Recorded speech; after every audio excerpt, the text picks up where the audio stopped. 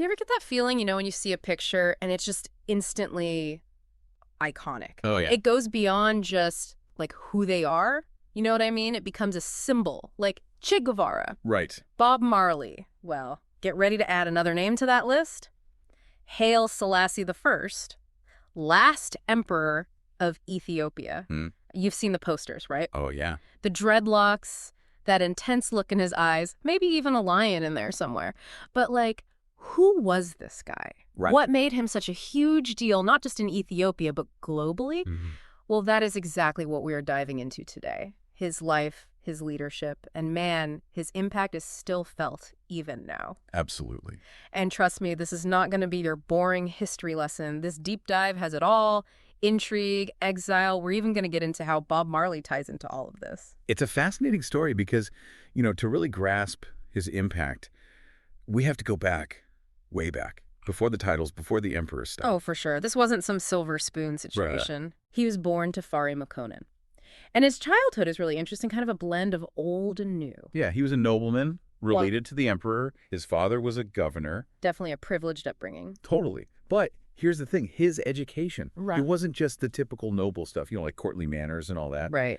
Tafari was exposed to Western thought, philosophy, political theory, all these progressive ideas, stuff that really challenged the way things were done in Ethiopia at the time. Almost like a preview of the changes he would end up pushing for. And speaking of which, those early roles he had as governor of different provinces, really important. Yeah. It wasn't just a ceremonial title. He was in the thick of it, dealing with Ethiopia's diversity, its issues, the power structures. That's where his reformist ideas, that vision of a modern Ethiopia, started to solidify. Okay, so let's fast forward a bit. It's 1930. Yeah. Tafari Makonnen becomes Emperor Haile Selassie I. New name, same ambition. He takes over a country that's kind of stuck between tradition and this desire for progress. A tough balancing act. And it sounds like Haile Selassie was not one to shy away from a challenge. No, not at all. He was a reformer at heart. He launches this wave of reforms, modernizing the legal system, abolishing slavery, pouring resources into education, pushing for infrastructure development. I mean, it's like he looked at Ethiopia and thought, time for a total makeover. It was ambitious, for sure. And to really get it, we have to remember the context. Ethiopia, steeped in tradition, not exactly known for embracing change overnight. Take the 1931 Constitution, for example. Before that, laws were often based on, ancient customs. Wow. Open to interpretation, often favored the elite. Sounds messy. This Constitution, game changer, aimed to create a more just and equitable society.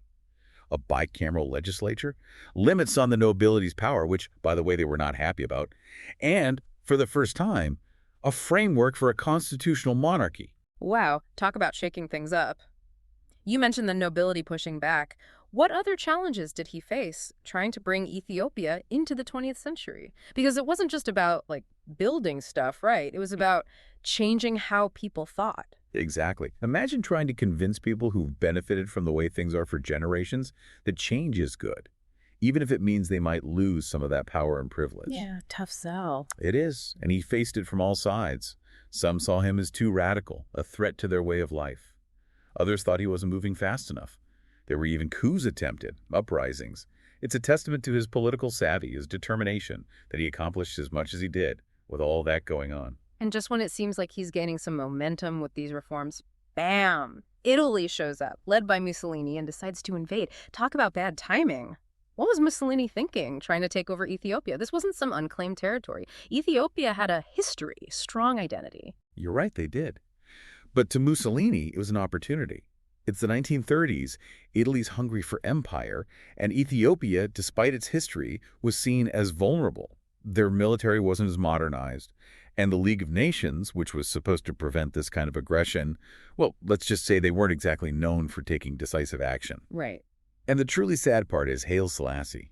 He saw it coming, and he tried desperately to rally international support. His speech to the League of Nations in 1936, man, it's heartbreaking. Can you imagine it? Exiled from your own country, standing before the world, pleading for help, while these powerful nations just hesitate, putting their own interests above, basic human decency, really. It's a turning point, though, isn't it? Not just for Ethiopia, but for the world at large. Oh, absolutely. That plea, it exposed the flaws of international diplomacy. when you're dealing with that kind of aggression.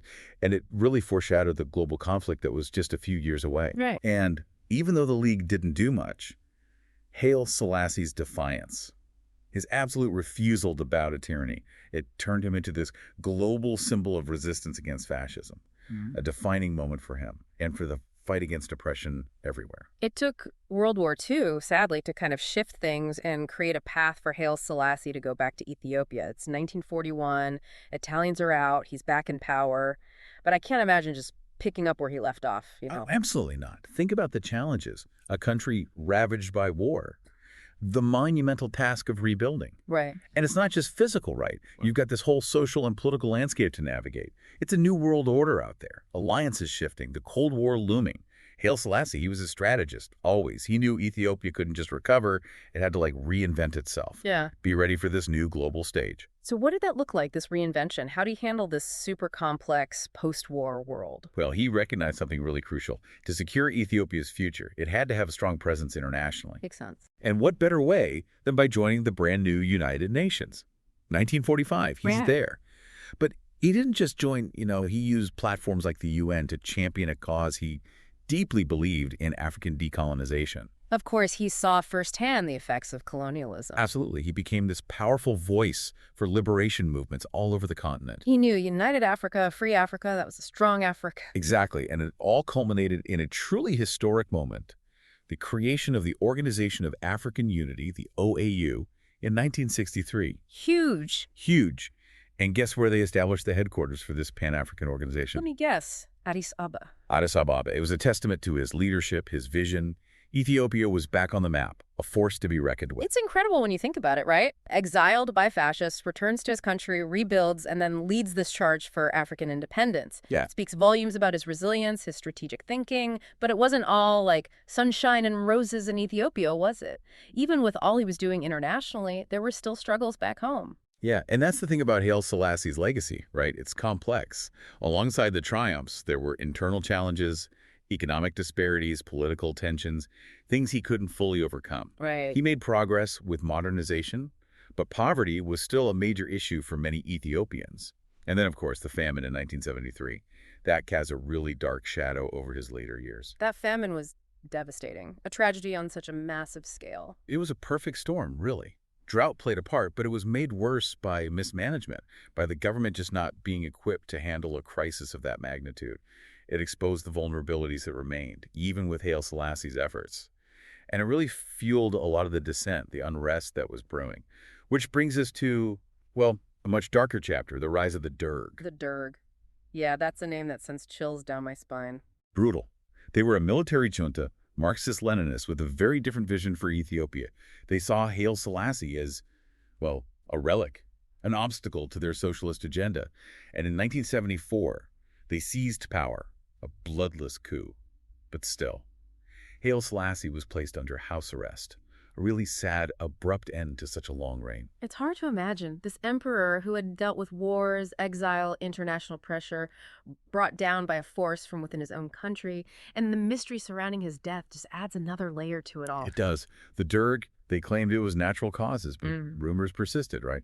Many believed he was murdered. And it wasn't until 1992, after the Derg regime had fallen, that his remains were found, hidden under a bathroom in the palace. Wow. Think about the weight of that discovery, Oh. the emotions it brought back. Yeah. His reburial in 2000 at Holy Trinity Cathedral in Addis Ababa. That was a hugely symbolic moment for Ethiopia, finally laying their emperor to rest and starting to confront his complicated legacy. It reminds you that history is rarely black and white, right? Haile Selassie's story, it's full of triumphs and tragedies, progress and setbacks. But here's where it gets really interesting, where it takes this unexpected turn. While all this is happening in Ethiopia, thousands of miles away, his image is taking on this whole other life, becoming a central part of this religious and cultural movement. You're talking about Rastafari. I am, and it's a story that I think a lot of people might not even know about. We can't talk about Haile Selassie without talking about Rastafari, but honestly, the first time I heard about it, it blew my mind. An Ethiopian emperor worshipped in a Jamaican religion. How does that even happen? Right. It's one of those things that makes you realize how interconnected the world really is. So the Rastafari movement, it emerges in Jamaica in the 1930s. The island was under British rule, and Black Jamaicans, they were searching for identity, for pride, for liberation. And within Rastafarianism, there was this prophecy, this belief that a black king would rise in Africa, a messianic figure, someone who would liberate people of African descent globally. And enter Haile Selassie. Exactly. The timing is incredible, right? His coronation as emperor in 1930, it happens right as this movement in Jamaica is looking for a symbol of hope, of black empowerment. And here he is, a black emperor, on the throne of this ancient African empire, an empire that had never been fully colonized. Powerful imagery. So powerful. And then you've got the titles, King of Kings, Lord of Lords, conquering Lion of the tribe of Judah. Wow. Talk about biblical imagery. Right. It was like pouring gasoline on a fire. Those titles resonated so deeply with the Rastafari movement. They saw him as almost divine. And this reverence, this worship, it wasn't just symbolic. It fueled the movement's growth, its message of liberation, its calls for Pan-African unity. It spread across the globe. Okay, but here's what I always found interesting. Haile Selassie himself, he was a devout Ethiopian Orthodox Christian. Right. Never claimed to be a god, never said he was the Messiah. So how did he feel about being worshipped by Rastafarians? It's a fascinating dynamic, right? He acknowledged them, even met with some Rastafarian leaders when he visited Jamaica in 1966. Oh. But he never explicitly embraced their beliefs. And can you imagine? You're this devout Christian, and suddenly there's this global movement that sees you as a god. Surreal. Totally. It's almost as if his legacy, at least for Rastafarians, took on this life of its own. Yeah. Way beyond anything he could have imagined. And speaking of legacy, we've talked about Ethiopia, the Rastafari movement. But his influence went even further, didn't it? Oh, without a doubt. Haile Selassie wasn't content with just being emperor. Remember those early influences, those Western ideas? That global perspective never left him.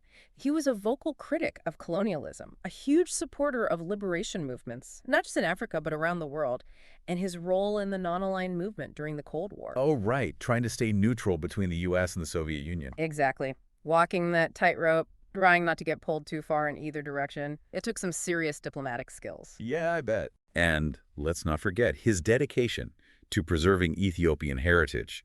He understood that modernization wasn't about erasing the past. He oversaw the preservation of historical sites, promoted their art, their literature, established Haile Selassie I University, now Addis Ababa University. He was building for the future, literally and figuratively. Laying the groundwork for a modern Ethiopia, but one that was rooted in its rich history and culture. So where does that leave us? We've covered his life, all the complexities, his achievements, his failures, the movements he inspired. How do we even begin to assess a legacy like that?